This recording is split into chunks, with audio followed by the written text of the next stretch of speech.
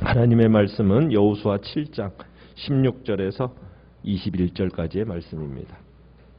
여호수아 7장 16절에서 21절입니다.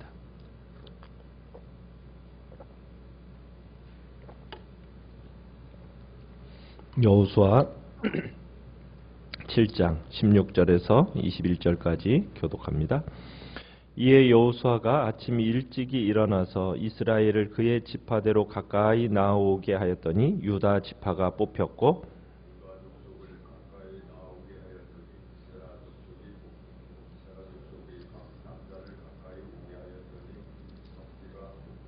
삽디의 가족 각 남자를 가까이 나오게 하였더니 유다 지파 세라의 증손이요 삽디의 손자요 갈미의 아들인 아간이 뽑혔더라.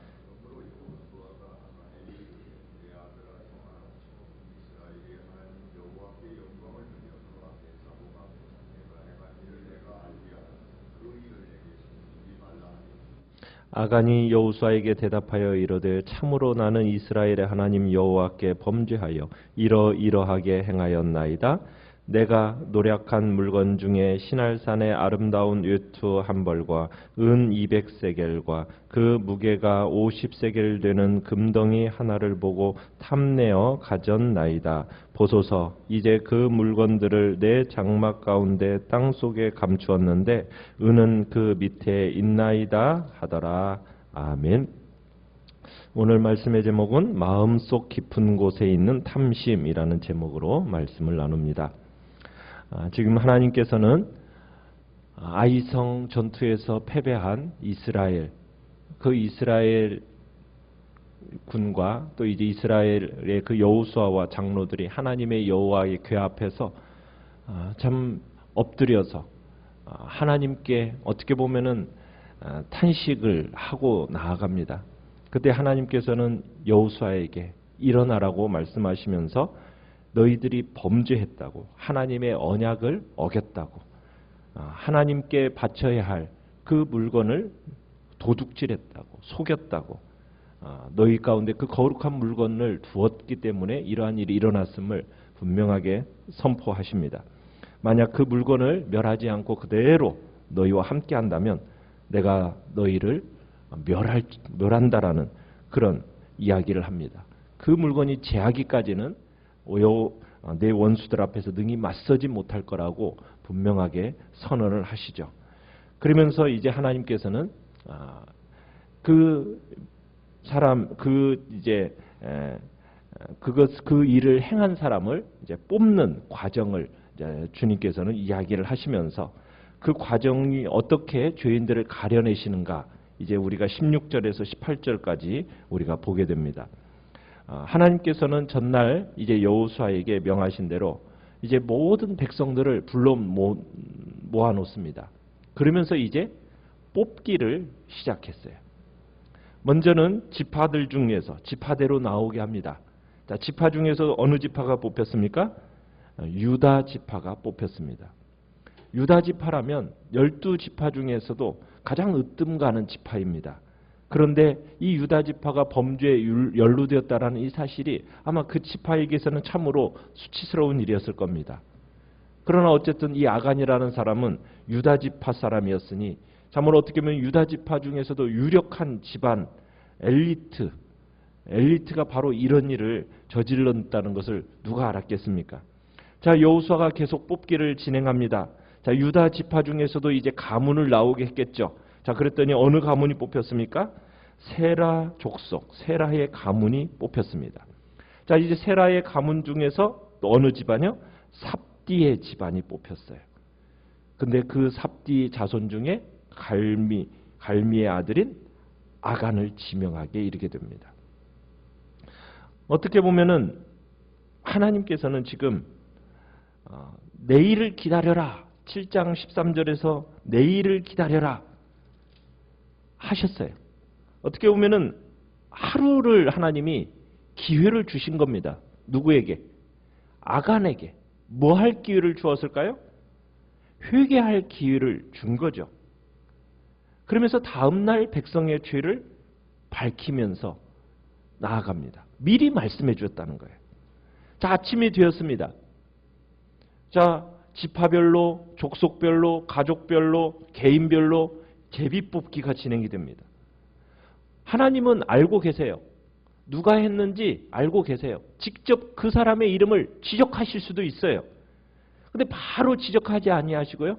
다음 날까지 기다리시면서 게다가 제비뽑기라는 긴 과정을 거치면서 죄를 밝히시는 의도가 무엇이었겠습니까?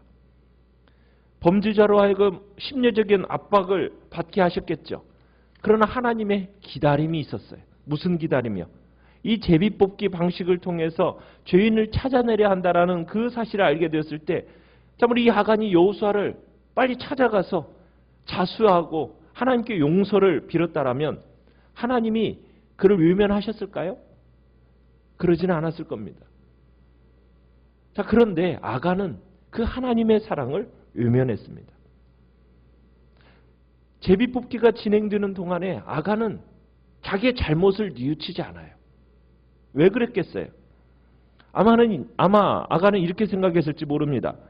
이렇게 많은 이스라엘 백성들 중에 내가 뽑힐 리가 있겠어? 아마 그럴 수도 있었을 거예요. 12지파로 구성되어 있죠. 전쟁에 참가할 수 있는 남자의 숫자가 몇 명입니까? 60만 명이잖아요. 그죠? 60만여 명이 되는 용의자만 60만여 명입니다. 그 중에 한 사람. 여러분, 그 색출하는 작업이 쉽겠어요? 그러니까 아마 아간은 자기의 범죄가 완전 범죄라고 아마 생각했을 거예요. 사람들의 눈을 완벽하게 피했으니까. 사람들이 그런 일을 자기가 그런 일이 있었는지조차도 사람들은 모르잖아요. 누구도 모를 거라고 생각했고, 그러니까는 죄 짓는 일에 더 담대하게 행했던 거죠. 아마 아간이 그랬던 것 같아요. 당시 전쟁 상황이었고 자기의 행동에 주목하는 사람 아무도 없었어요. 그럴 만한 여유도 없었죠. 그런데 아간은 참으로 훔쳐가지고 그 물건을 자기 장막 가운데 땅속에 감추어뒀어요. 사람들은 지금 아간의 그 범죄를 눈치챌 만한 어떤 것도 없었다고요. 인간적인 눈으로 보면 정말 그야말로 완전 범죄예요. 그의 죄가 정말 은밀하게 행해졌다라고 확신한 거예요. 설마 자기 이름이 뽑힐까? 아마 그러니까 시치매를 뚝 떼고 지금 모른 척하고 있는 거예요. 얼마나 위선인지 모릅니다. 아간은 끝까지 자기가 하나님을 속일 수 있다고 생각했던 것 같아요. 그러나 하나님은 그 범죄를 알고 계셨어요. 또 지금 그 범인을 집어내고 계십니다. 그러니까 최종적으로 갈미의 아들 아간이 뽑혀요. 하나님 앞에서 아무것도 숨길 수가 없는 겁니다. 하나님은 모든 것을 감찰하시는 거예요. 그런데 인간은 얼마나 어리석은 존재인지 몰라요. 감히 하나님을 속이려 하거든요. 하나님을 속이려 하거나 하나님 앞에서 숨으려 하는 것, 그건 손바닥으로 하늘을 가리는 것과 마찬가지잖아요. 어리석은 짓이죠. 하나님은 불꽃 같은 눈으로 우리의 인생을 바라보고 계십니다. 그 하나님의 불꽃 같은 눈을 피할 수 있는 존재가 있겠습니까? 아무도 피할 수가 없어요. 그렇기 때문에 우리는 늘 하나님 앞에 선자로 살아가야 됩니다. 어떠한 죄도 범하지 않기 위해 우리는 그러기에 주님 앞에서 노력해야 되고, 하나님 앞에서 항상 코람되어 나는 하나님 앞에서 그분의 면전에서 살아간다라는 그 의식을 우리는 가져야 되는 것이죠. 자, 여호수아는 아간이 뽑혔어요. 그러자 아간에게 이야기합니다. 너의 죄에 대해서 요구하고 있어요. 직접 지금 여호수아가 신문을 해요. 어떻게 보면 아간 때문에 이미 수많은 사람이 죽었잖아요. 여호수아가 아간을 다그칠 수도 있습니다. 거친 말로. 신문한다라는 명분하에서 범죄자로 몰아도 지금 아무도 그를 탓할 수가 없어요. 그런데 여호수아의 이야기를 19절에 보면요, 아버지가 아들에게 말하는 것처럼 아주 부드럽고 인자한 말투로 아간에게 무슨 일이 있었는지 말해줄 것을 부탁합니다. 하나님 앞에 자복해라. 네가 행한 일을 고해라. 숨기지 말라. 지금 요구하고 있어요. 자, 아간이 이제 변명하지 않고 솔직하게 이제 진실을 말합니다. 20절, 21절에 보면은 내가 여호와께 범죄했습니다. 전리품 중 신할산 은 유투 한 벌, 은 200세겔, 금 50세겔 제가 빼돌렸습니다. 제가 거하고 있는 장막 안 땅을 파보면 있습니다 하면서 자신의 죄를 설명을 하는데요. 21절 중반에 보면 이런 표현이 있습니다. 금덩이 하나를 보고 탐내어 가졌나이다. 죄를 설명하면서 아간은 내가 보았고 욕심을 냈고 취했습니다. 세 동사를 사용합니다. 여러분, 이 동사는 하와가 에덴 동산에서 선악과를 따먹을 때 하나님께 범죄했을 때 사용했던 단어와 똑같은 단어예요. 먼저 어떤 일이 있었어요? 보았고, 그 다음에 탐냈고, 그 다음에 취했나이다. 아간의 범죄는 어디로부터 시작이 되어져요? 눈으로 보는 것으로부터 행해져요. 보지 말아야 할 것을 봄으로써 범죄에 빠진 거예요.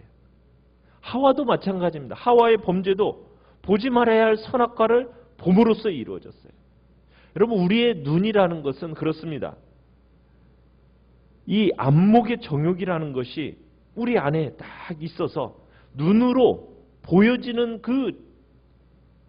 그것이 우리의 마음속에 들어와서 자극하면서 우리의 쉽게 범죄하게 만드는 것 중에 하나가 바로 이 눈으로부터 시작이 되어진다는 거예요. 보지 말아야 할 것을 보지 말아야 되는데 본다는 거죠. 자, 그런데 참 사람이 뭐 어떻게 안 보고 살 수 있어요? 안 보고 살려면 세상 밖으로 나가야죠. 그런데 그건 불가능한 일이잖아요. 세상 밖으로 나가서 뭐 어디 산속 깊은 곳에 들어가 살아라. 이건 성경적이지 않은 말이잖아요. 그럼 보지 말아야 할 것을 어떻게 보지 않고 살 수가 있겠는가? 보지 말아야 할 것은, 이 이야기는 뭐냐면 관심을 가지고 바라보지 말라는 거예요. 관심을 가지고 바라보지 말라는 거예요. 그러니까 단순히 보는 것만으로는 범죄하지 않습니다. 범죄라는 것은 어떻게 되느냐? 보고 그것에 관심을 가지고 생각하고 집착할 때 구체적인 범죄가 행해지는 거예요. 새가 머리 위로 지나가는 것은 어쩔 수 없는 겁니다. 그런데 새가 머리에다가 둥지를 트는 것은 그것은 그 사람의 책임이죠. 그죠? 눈으로 그저 스쳐 지나가는 것은 그것은 뭐 우리에게 어쩔 수 없는 일이지만 그 보여지는 것을 딱 캐치해가지고 그것을 한 번 더 생각하고 그것을 내 머릿속에 상상하면서 그것을 내 마음의 욕심과 함께 결부시키면 그러면 그것은 죄로 가는 겁니다. 우리는 우리의 본성이 탐욕적이라는 것을 먼저 인정해야 됩니다. 악하다라는 것을 인정해야 됩니다. 그래서 보는 것으로 인해서 그 본성을 자극해서는 안 돼요. 그래서 먼저는 보는 것을 먼저 조심하고 경계해야 되고, 그리고 그 보는 것이 내 생각에 둥지를 틀지 않도록 우리의 그 마음과 생각을 주님 앞에서 딱 견고하게 해야 됩니다. 그래야 많은 범죄로부터, 유혹으로부터 벗어날 수 있게 되는 겁니다. 자, 그러면서 이야기하는 것 중에 그거였죠. 보고 뭐 했다? 탐냈다. 탐욕이에요, 탐욕. 그러니까 그 죄를 범한 것이 고백에서 나타났듯이 전적으로 탐욕 때문입니다. 그 탐심이 하나님께 드려야 할 것까지 도둑질하게 됐고, 그로 인해서 아간 자신뿐만 아니라 이스라엘 전체의 고통을 안겨다주는 그런 결과를 맞이하게 됐잖아요. 탐심이라는 것은 우상숭배입니다. 그래서 예수님께서 말씀하신 게 뭐예요? 탐심을 어떻게 하라고요? 물리치라고. 주님이 말씀하셨어요. 우리의 내면에서부터 솟구쳐 오르는 그 탐심 이겨내야 됩니다. 왜냐하면 예수님의 사람들, 하나님의 사람들은 육체와 함께 그 정욕과 탐심을 어떻게 한 사람들입니까? 십자가에 못 박은 사람들이 바로 우리 그리스도인들이기 때문입니다.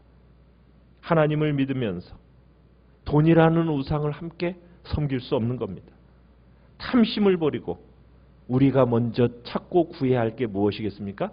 하나님의 나라와 하나님의 의를 먼저 구하는 것이 바로 우리가 이 땅을 살아가면서 주님 앞에 두어야 할 마음인 거죠.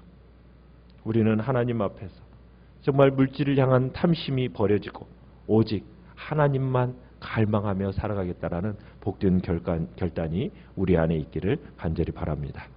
이 시간에 우리가 주님 앞에서 회개하고 자복해야 할 것이 있다면 주님 앞에서 용서를 구하고 정말 주님 앞에서 새롭게 되어지는, 그래서 주님 앞에서 새로운 마음으로 또 우리가 오늘 하루도 또 이제 내년 한 해도 우리가 다시 한번 계획하고 세워나가는 복된 자리에 서게 해달라고 기도하며 나가실 바랍니다. 기도하며 나가실 바랍니다.